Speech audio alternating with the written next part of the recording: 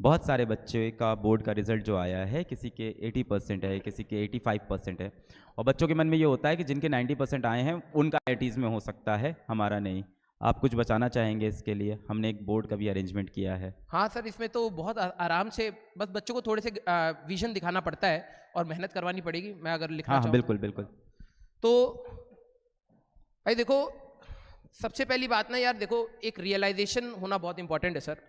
Class 10वीं no doubt important है, और किस फ्रंट पर इंपॉर्टेंट थी वो एक बार, क्योंकि आप सभी लोग अब उस चीज से बाहर निकल आए हो, तो मैं अब आपको थोड़ी सी चीजें क्लियरली प्रैक्टिकली बताता हूँ।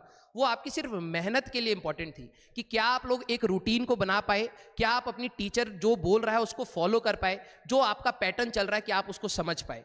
अगर मैं क्लास टेंथ के बच्चों की बात बोलूं कि हमारे लिए, ठीक है, जिनके 80% प्लस है बेटा, जिनके 80% प्लस है, तो कहीं ना कहीं आप लोगों ने थोड़ा बहुत डिसिप्लिन रखा है और बेटर रिक्वायरमेंट है।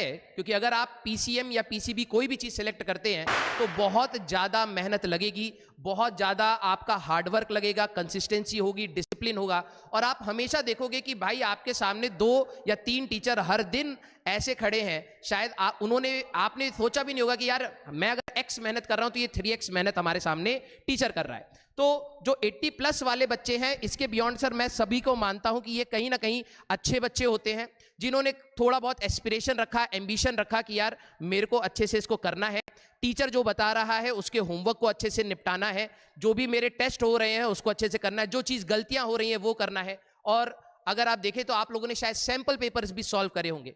आप सभी लोगों को फाउंडेशन की जो टीम मिली थी वो one of the best team थी जो आप लोगों को पॉसिबल हो सकती थी, जो अलग सर ने आप लोगों को दी थी। और अगर आप लोगों ने उनके साथ रहा है तो कहीं ना कहीं आप उनके साथ ऑनलाइन में किस तरीके से पढ़ा जाता है वो चीज समझ चुके होंगे। हाँ, मैं ये मानता हूं कि जिनका 60 से 80% का जो मैं ये कहूंगा कि जिनका परसेंटेज का रेंज है, वहां पर कई बार क्या होगा कि आपके ऊपर अब डाउट आएगा।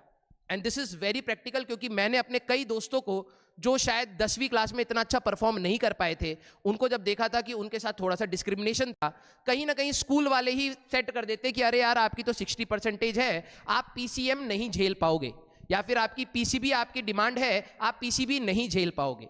और कहीं ना कहीं वो बोलना इसलिए होता है क्योंकि ये सर नो डाउट बहुत ज्यादा कठिन है, 10वीं के कंपैरिजन में बहुत ज्यादा कठिन है। और अगर आपने इस रेंज में गए हैं तो आपने कहीं ना कहीं डिसिप्लिन नहीं रखा, कंसिस्टेंसी नहीं रखी। तो अगर आपके अंदर यह है कि सर मेरा ड्रीम छोटा नहीं है, एटलीस्ट कम से कम आप ड्रीम्स तो बड़े रख सकते हैं, एम्बिशंस तो बड़े रख सकते हैं, तो मैं आप सभी लोगों को बोलूंगा अगर आपका एम्बिशन है कि नहीं सर मुझे इस ब्रैकेट से ऊपर उठना है, मुझे इंडिया के बेस्ट कॉलेजेस में जाना है, मुझे बेस्ट मेडिकल कॉलेजेस में जाना है, तो नो डाउट ये जो आप लक्ष्य ले रहे हैं ये बहुत बड़ा लक्ष्य है। इसके लिए आपने जो भी कमियां क्लास 10वीं में रखी है, भले ही आपने टीचर की बात नहीं सुनी, जो बोला गया वो नहीं करा, बैकलॉग क्रिएट करा और कहीं ना कहीं प्रोक्रेस्टिनेट कर दी सारी चीजें कि आखिरी में मैं कर लूंगा, उसी का फल है कि आप यहां पर हैं। लेकिन मैं आप सभी लोगों को अपने एक्सपीरियंस से बता रहा हूं, और आज यहां पर बहुत अच्छे अच्छे टीचर्स आपके साथ कनेक्टेड रहेंगे, आप उनसे पूछिएगा कि क्या यहां से पॉसिबल है। डेफिनेटली पॉसिबल है। मेरे लाइफ टाइम में मेरे को अप्रोक्सीमेटली 9-10 साल का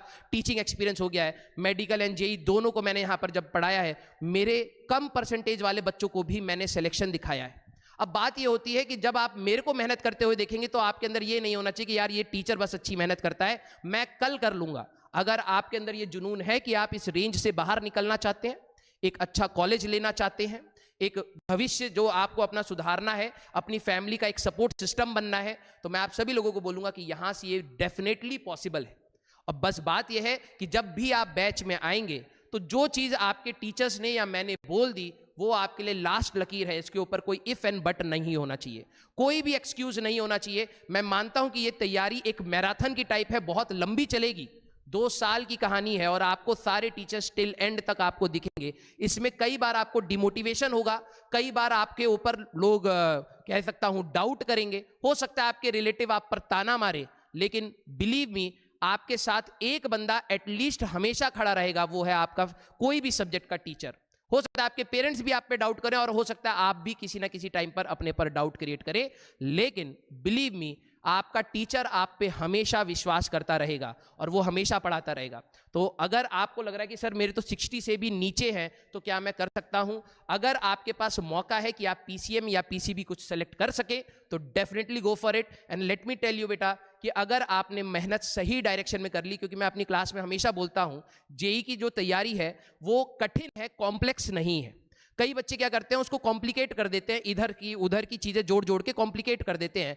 कठिन है, आपको बैठना पड़ेगा 7-7 8-8 9-9 घंटे 2 साल लगाने पड़ेंगे। And same goes with the NEET student, हो सकता है उनको और भी ज्यादा लगाना पड़े। आपको हो सकता है 20-30 रजिस्टर घिस घिस के खत्म कर देने पड़ेंगे प्रैक्टिस में, रिवाइज करने में, और जब आपका दिमाग पक जाएगा फिर भी आपको वही चीज कंटिन्यू करनी पड़ेगी till last.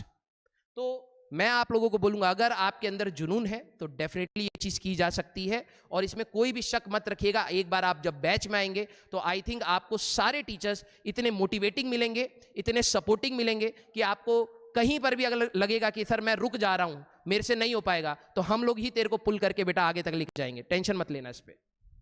Thank you so much sir, आप इतना एफर्ट डाल रहे हो इस बार, जेई के साथ साथ नीट के बच्चों को भी ट्रेन करने आ रहे हो। And I wish you all the best and I wish so much sir. You all the best. आपको बहुत ज़्यादा मज़ा आने वाला है बैच के अंदर, बहुत पढ़ाई भी रहती है बैच के अंदर, मेहनत भी करनी है। और मैंने इनको ये बात बार बार समझाई कि आपकी 10th की साइंस की बुक जितनी बड़ी थी उतना बड़ा 11th का एक रोटेशनल सर मोशन हम का लोगों ने मैंने अर्जुना वालों से पूछा था कि ये बताइए कि आप लोगों की 11th की क्लास की आखिरी तक फिजिक्स के कितने रजिस्टर भर गए? तो 15 रजिस्टर मोटे वाले फिजिक्स के भरे हैं। उतने ही केमिस्ट्री के 15 रजिस्टर के होंगे, उतने ही मैथ्स के होंगे। इतना कंटेंट सिर्फ 3 सब्जेक्ट में आपके दिमाग में डाला जाएगा 1 साल में। तो इतना कंटेंट है, लेकिन मैं ये कह रहा हूं इससे डरने वाली बात नहीं है सर। हम लोग इसको पढ़ाएंगे इतने फन वे, और मेरा जो पढ़ाने का तरीका है, let me be very clear, मैं थोड़ा फन वे में पढ़ाता हूं, क्योंकि मुझे ऐसा लगता है कि वो बर्डन बनना ही नहीं चाहिए सर। बच्चे के दिमाग में ये नहीं होना चाहिए कि यार इतना बड़ा सिलेबस जाएगा कैसे दिमाग में, वो मेरी रिस्पॉन्सिबिलिटी है। तू बस क्लास में कॉपी पेन लेकर के आ और एक बार ये हो जा कि भाई कि पढ़ना है, सर पढ़ा रहे हैं वही मेरे को पढ़ना है, तो सर सारी चीजें पॉसिबल है। Thank you sir.